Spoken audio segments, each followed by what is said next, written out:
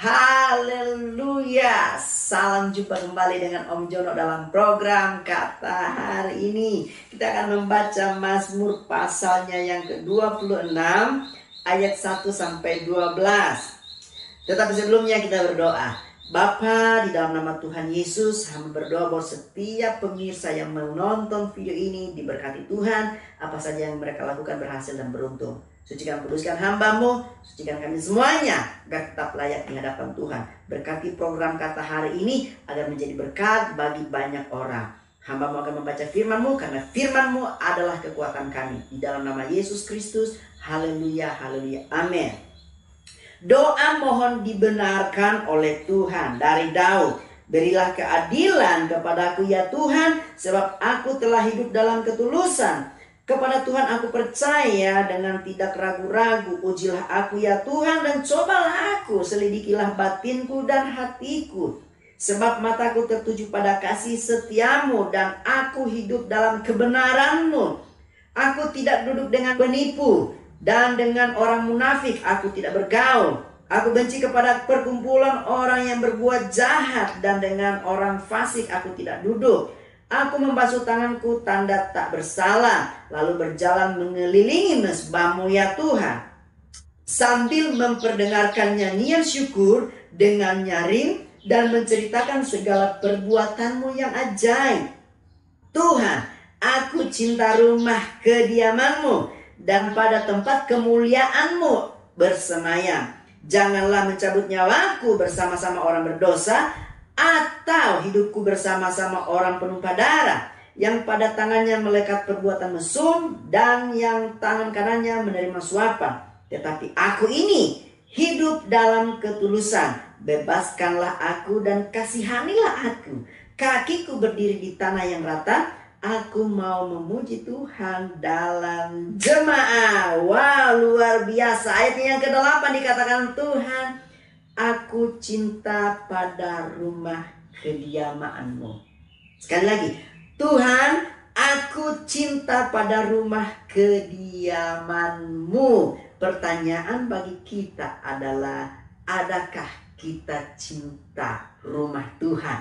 Rumah Tuhan itu bicara dua hal. Yang pertama tentang tempat di mana kita bersyukur dan beribadah kepada Tuhan. Yang kedua, rumah Tuhan bicara tentang kehidupan kita, hati kita. Saudara cinta nggak dengan rumah Tuhan dan hati kita dan pribadi kita? Kalau engkau cinta Tuhan, engkau tidak boleh mengotori hatimu dengan kejahatan. Kalau engkau cinta Tuhan, engkau tidak boleh mengotori hatimu dengan kemunafikan. Karena Alkitab bicara buat kita, apa yang terpancar keluar itu berasal dari dalam hati dan itu menajiskan orang. Kalau kita cinta Tuhan, kita berkorban untuk membangun rumah Tuhan. Kalau kita mengaku cinta Tuhan, kita bergotong royong untuk terlibat di dalam pelayanan. Mari sama-sama melayani Tuhan. Jangan so jago dalam hidup ini, jangan so tahu, so pintar. Semuanya tidak ada apa-apanya. Orang yang cinta Tuhan mengasihi Tuhan. Kalau dia mengasihi Tuhan, maka yang harus dia lakukan adalah menjaga hatinya dan menjaga bait Tuhan. Karena hati kita merupakan bait Allah yang tidak boleh dikotori. Demikian juga di dalam kita mengiring Tuhan, tentunya kita butuh yang namanya rumah Tuhan untuk tempat kita bernaung, beribadah. Mari kita bergotong royong bersama-sama membangun rumah Tuhan, menjaga rumah Tuhan agar tetap terjaga. Kebersihannya, teratur, kerapiannya harus kita jaga. Itu sebabnya saudara yang kekasih di dalam Tuhan, pada ayatnya yang kedua, ini yang harus menjadi perhatian bagi setiap orang percaya. Ujilah aku ya Tuhan dan cobalah aku, selidikilah batinku dan hatiku. Kalau kita mengaku bahwa kita cinta Tuhan, kita harus selidiki hati kita dan batin kita. Apakah kita tetap berkenan di hadapan Tuhan? Kalau kita mengaku cinta Tuhan, lalu masih selingkuh, lalu masih narkoba, lalu masih berbohong, lalu masih berpikiran negatif tentang orang lain, itu bukan rumah Tuhan, itu rumah setan. Hati hati kita harus dijaga karena ini adalah rumah Tuhan. Saudara yang kekasih di dalam Tuhan, setiap apapun yang kita lakukan di dalam kehidupan kita harus kita selidiki.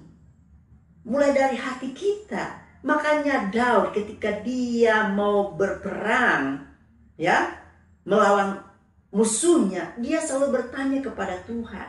Kenapa? Karena hatinya dia selidiki baik-baik. Apakah Tuhan berkenan apa tidak? Demikian juga dengan kehidupan kita. Kita harus selidiki hidup kita apakah berkenan dan layak di hadapan Tuhan atau tidak. Kalau itu salah, jangan. Kalau itu benar dan memuliakan Tuhan dan berkenan di hadapan Tuhan, mari lanjutkan, kita kerjakan. Tuhan mau kita harus menyelidiki hati kita dan batin kita. Yang berikutnya yang harus kita pelajari, yang menjadi hal yang luar biasa di dalam kehidupan kita adalah ayatnya yang ketiga. Sebab mataku tertuju pada kasih setiamu dan aku hidup dalam kebenaranmu.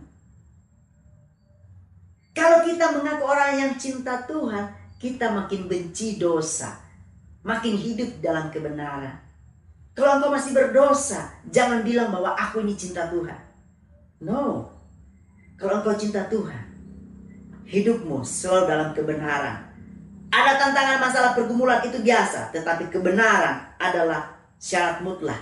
Kalau kita mengaku cinta Tuhan, lalu masih berbuat hal-hal yang menyakitkan Tuhan, itu bukan cinta Tuhan, itu cinta iblis. Hari ini ketika kita dengar firman Tuhan, mari kita belajar bersama-sama. Setiap kita, siapapun dia, mau pendeta, majelis, diaken, pelayan Tuhan, pebisnis, karyawan, orang muda, orang tua, semua harus belajar. Cinta Tuhan, itu hidup di dalam kebenaran. Memang berat untuk hidup di dalam kebenaran. Perlu proses dan perjuangan, tetapi di ujung-ujungnya selalu mengalami kemenangan. Saudara yang kekasih di dalam Tuhan, orang yang cinta Tuhan, ayatnya yang keempat adalah aku tidak duduk dengan penipu dan dengan orang munafik aku tidak bergaul. Tidak bergaul dengan orang yang munafik. Apa sih itu orang munafik? Orang munafik itu di dalam hatinya jahat, tapi ketika dikeluarkan dari mulutnya itu manis sekali. Orang munafik itu di luarnya itu indah, tapi di dalamnya sebenarnya itu jahat. Makanya Alkitab bicara buat kita ketika Yesus memberikan tanggapan kepada orang-orang Farisi dan ahli-ahli Taurat pada zaman itu. Yesus bilang begini, hai orang-orang munafik, engkau seperti kuburan. Di luarnya engkau tertata rapi, putih bersih, tetapi di dalamnya penuh dengan tulang belulang. Orang munafik itu tidak berkenan di hadapan Tuhan. Jadi saudaraku yang dikasih dalam Tuhan, kalau kita mengaku cinta Tuhan, yang pertama kita harus tetap menyelidiki batin kita dan hati kita. Yang kedua, kalau kita mengaku cinta Tuhan, maka kita hidup di dalam kebenaran. Yang ketiga, kalau kita mengaku cinta Tuhan, maka kita jangan bergaul dengan orang-orang yang munafik. Ketiga hal ini yang akan menjatuhkan iman kita, yang akan membuat hidup kita tidak bertumbuh di dalam iman, dan yang akan membawa kita kepada neraka. Saudara, kita tidak akan selamat. Kenapa?